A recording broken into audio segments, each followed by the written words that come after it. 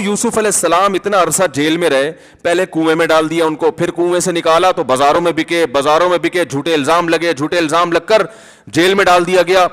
تو کبھی کہیں قرآن میں آتا ہے کہ یوسف علیہ السلام نے پھر وہاں کسی روحانی عامل سے رابطہ کیا کہ یار کسی نے کچھ کر دیا میرے اوپر, کوئی ٹینشن, یہ بڑا مسئلے کیا ہو گئے ہیں یار, مسلسل کام بگڑتے جا رہے ہیں.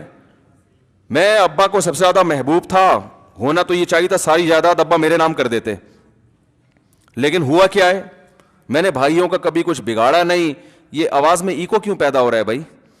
میں نے بھائیوں کا کبھی, باہر کا مائک مجھے لگ رہا ہے اسپیکر آن ہے, میں نے کبھی کسی کا کچھ بگاڑا نہیں, بھائیوں نے مجھے کنویں میں ڈال دیا. پھر ابھی میں 7-8 سال کا بچہ تھا, کنویں سے نکال کے بازاروں میں مجھ جیسے شہزادے کو بیچا گیا, پھر بیچ کے چلو تھوڑے دن سکون کا سانس ملا تھا بادشاہ کے, چلو کسی اچھی جگہ چلا گیا بکے میں, تو سکون کا سانس ملا تھا. اور میں نے بادشاہ سے وفا کی, اس کی بیوی پہ کبھی غلط نظر نہیں ڈالی, اسی کی بیوی نے جھوٹا الزام لگا کے چلو محل میں آ کے کچھ سکون ملا تھا. وفا کی سزا یہ ملی کہ جیل میں چلے گئے. اور پھر جیل میں جب ہم گئے ہیں تو ایک آدمی کو میں نے خواب کی سچی تعبیر بتائی, اس کو میں نے کہا بادشاہ کو بتانا کہ مجھے جیل سے نکالے, تو وہ کمبخت جا کے بادشاہ کو بتانا ہی بھول گیا, کسی نے کچھ کر دیا ہے بیٹا. یہ تو بندش کے علاوہ کچھ ہو ہی نہیں سکتا, یہ تو 100% بندش ہے. کیا خیال ہے بھائی؟ اور اللہ کو میں ہی ملا ہوں ٹینشنوں کے لیے, میں ہی ملا ہوں اللہ کو, ساری جوانی اسی میں گزر گئی, سب کچھ, ایک دن بھی ٹینشن والی بات ان کی زبان سے نہیں نکلی. جب بات کر رہے ہیں ایسے پیارا کلام ان کی زبان سے نکل رہا ہے. جب اتنی ٹینشنوں کے بعد بادشاہ کے محل میں پہنچے نا, اور وہ دروازے بند کر کے اس کی بیوی نے زنا کی دعوت دی, کوئی اور ہوتا کہتا بھائی میں تو ٹینشن میں ہوں, میں تو کر لوں تو میرے لیے تو گنجائش ہے, مجھے تو یہاں نکاح کون کرے گا, اجنبی ہوں, ہے نا. لیکن کہہ رہے معاذ اللہ انہ ربی احسن مثوایا, میرے رب نے بادشاہ کے محل میں مجھے پہنچا کے ٹھکانہ دے دیا, میں تو کنویں میں گر گیا تھا, میں تو بازاروں میں بکتا تھا, تو اللہ نے بادشاہ کے محل میں پہنچا دیا, میں اس کی نافرمانی کیسے کروں. وہ اس پہ خوش ہو رہے ہیں کہ بھائی کھانے کو روٹی بھی کا انتظام ہو گیا اور سر چھپانے کی اتنی خوبصورت جگہ مل گئی, تو بنیادی ضرورت تو پوری کر دی نا. تو اب اس کا شکر کا تقاضا یہ تھوڑی ہے کہ میں برائی کی طرف جاؤں, یہ تو نہیں ہو سکتا مجھ سے. پھر جب الزام لگ کے جیل میں گئے ہیں, جیل میں جانے کے بعد جو 2 شخص آئے نا تعبیر پوچھنے کے لیے, تو ان کو پہلے دین کی دعوت دے رہے ہیں, ان کو خواب کی تعبیر بتا کے کہہ رہے ہیں کہ دیکھو ذالک من فضل اللہ علینا, میں نے سچی تعبیر جو تمہیں بتائی ہے نا, یہ اللہ کا ہم پہ فضل ہے. حالانکہ وہ کہہ سکتے تھے اللہ کا فضل کہاں سے بھائی, دیکھو جیل میں پڑے ہیں یار بغیر کسی جرم کے بھائی. لیکن خواب کی تعبیر سچی بتا دینا اللہ کی ایک نعمت ہے نا, یہاں نعمت کو ہائی لائٹ کر رہے ہیں کہ بھائی یہ میری بنیادی ضرورت نہیں ہے کہ میں خوابوں کی تعبیر بتاؤں, لیکن اللہ نے میرے اوپر ایک الگ سے احسان کیا جو عام لوگوں پہ نہیں ہوتا. وہ احسان یہ کہ میں تعبیر بتاتا ہوں سچ نکلتی ہے بالکل. پھر آگے بتا رہے ہیں دیکھو یہ جو اللہ نے مجھے اتنا پروٹوکول دیا ہے, اتنی عزت دی, اس لیے کہ میں شرک نہیں کرتا, توحید پر ہوں, میں تبلیغ بھی کر دی ان کو. کتنے زیادہ, یعنی پھر جب جیل سے چھوٹے ہیں, جیل سے چھوٹ کے پھر ابا کو بلایا, ابا آئے اور سارے بیٹے آ گئے, تو پھر ابا سے بغلگیر ہوئے مصر میں نا, تو پھر ابا کو جو کہانی سنا رہے ہیں ماضی کی, اس میں ٹینشن والے سارے واقعات کو اسکپ کر دیا انہوں نے, ٹھیک ہے نا. کنویں میں ڈالنے کا تذکرہ کر ہی رہے, کنویں سے نکلنے کا کر رہے ہیں, جیل میں جانے کا تذکرہ نہیں کر رہے, جیل سے نکلنے. اذ اخرجنی من السجن, میرے رب نے اس وقت بڑا احسان کیا جب مجھے جیل سے نکالا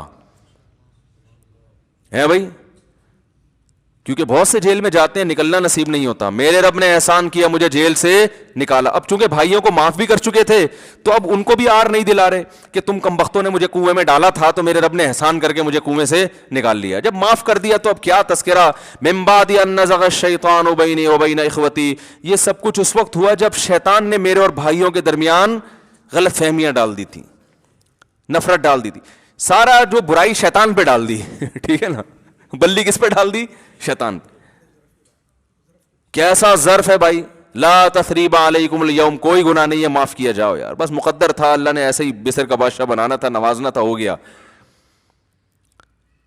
اور وجاء بکم من البدوی, اے میرے ابا اللہ نے آپ پر احسان کیا, گاؤں سے نکال کے آپ کو شہر لے آیا, ساری نعمتیں بیان کریں. ایک دفعہ بھی نہیں کہا کہ ابا وہ سفلی ہو گیا تھا, وہ فلانا جو ہے نا بنگالی بابا, وہ بنگال کا جادو جو لکھے ہوتے ہیں نا, وہ میں اس کے پاس گیا تھا تو یہ ہوا ہے.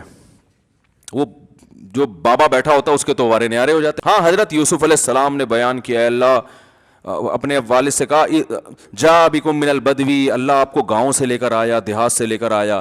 کیسا صبر, کتنے آرام سے اس غموں کو, اس لیے کہ بھائی یہ تو دنیا میں جو بنیادی ضرورت کی چیزیں تھیں وہ تو بہرحال مل رہی تھیں. خواہشات پوری کرنے سے کبھی بھی سکون نہیں ملے گا. خواہشات پوری ضرور کریں, ہوس نہ کریں, پوری ہو گئی اچھی بات ہے, گریوی مل جاتی ہے خوش ہوتا ہے آدمی, چلو یار روٹی بیوہ ہو گئی تھی, روٹی بیوہ ہو جاتی ہے نا وہ, تو اب چلو یہ دبو کے کھا لیں گے روٹی بھی. گریوی کا جو فلسفہ ہے وہ یہ تھا کہ روٹی بچ جائے, ضائع نہ ہو جائے نا, اور نہیں ہے تو کوئی بات نہیں, کھا تو لیا نا ہم نے, تو بنیادی ضرورت تو پوری ہو گئی. اب ٹھیک ہے, لوگ کیا کرتے ہیں, فلاں کے پاس ایسا, فلاں کے پاس ایسا, تو بھائی فلاں بھی مر کے ختم ہو جائے گا تھوڑے دنوں میں, ٹھیک ہے نا, بڑے بڑے آئے مر کے چلے گئے, قبر میں آپ کی اس سے ملاقات ہوگی, ایک ہی کنڈیشن میں ہوں گے دونوں. جس نے بنگلہ بنا لیا, جو کرائے پہ رہ رہا ہے, مرنے کے بعد قبر میں الیک سلیک ہوگی برزخ میں, ہاں بھائی اب کیا کہے گا, بھائی میری بھی جیب خالی, تمہاری بھی جیب خالی, تو فیوچر دونوں کا ایک جیسا. آپ کرائے کے گھر میں رہ رہے ہیں, آپ کو پتا ہے فیوچر میرا ایسا ہے کہ بحریہ ٹاؤن پہ 6 بنگلے مل جائیں گے مجھے, خوش ہو گے نا آپ. اور ایک اپنے گھر میں رہ رہا ہے, اس کو پتا ہے کہ فیوچر ایسا ہے کہ میں یہاں سے نکال دیا جاؤں گا, تو خوش کون ہوگا؟ فیوچر کو دیکھ کے. تو فیوچر ہم سب کا ایک جیسا ہونے والا ہے, ٹھیک ہے. تو کسی کی ترقی سے نہ تو جلنے کی ضرورت, نہ ٹینشن میں آنے کی ضرورت. ترقی ہے یہ ترقی کے بعد پھر تنزل ہے, مرنے کے بعد بالکل ایک جیسا. اللہ نے ایسے ہی مصر کا بادشاہ بنانا تھا, نوازنا تھا, ہو گیا.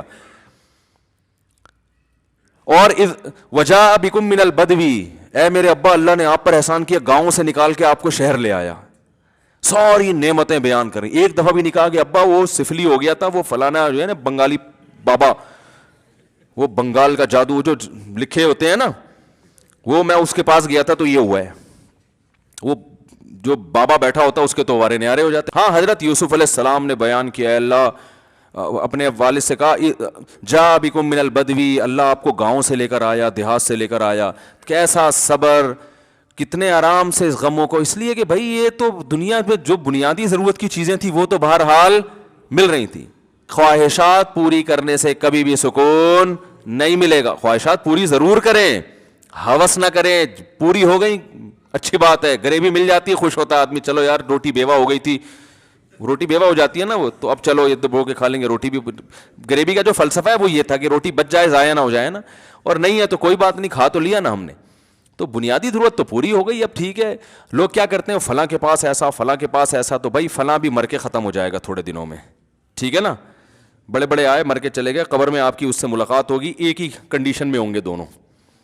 جس نے بنگلہ بنا لیا, جو کرائے پہ رہ رہا ہے, مرنے کے بعد قبر میں الیک سلیک ہوگی برزخ میں, ہاں بھائی اب کیا کہے گا, بھائی میری بھی جیب خالی, تمہاری بھی جیب خالی, تو فیوچر دونوں کا ایک جیسا. آپ کرائے کے گھر میں رہ رہے ہیں, آپ کو پتا ہے فیوچر میرا ایسا ہے کہ بحریہ ٹاؤن پہ 6 بنگلے مل جائیں گے مجھے, خوش ہو گے نا آپ. اور ایک اپنے گھر میں رہ رہا ہے, اس کو پتا ہے کہ فیوچر ایسا ہے کہ میں یہاں سے نکال دیا جاؤں گا, تو خوش کون ہوگا؟ فیوچر کو دیکھ کے. تو فیوچر ہم سب کا ایک جیسا ہونے والا ہے, ٹھیک ہے. تو کسی کی ترقی سے نہ تو جلنے کی ضرورت, نہ ٹینشن میں آنے کی ضرورت. ترقی ہے یہ ترقی کے بعد پھر تنزل ہے, مرنے کے بعد بالکل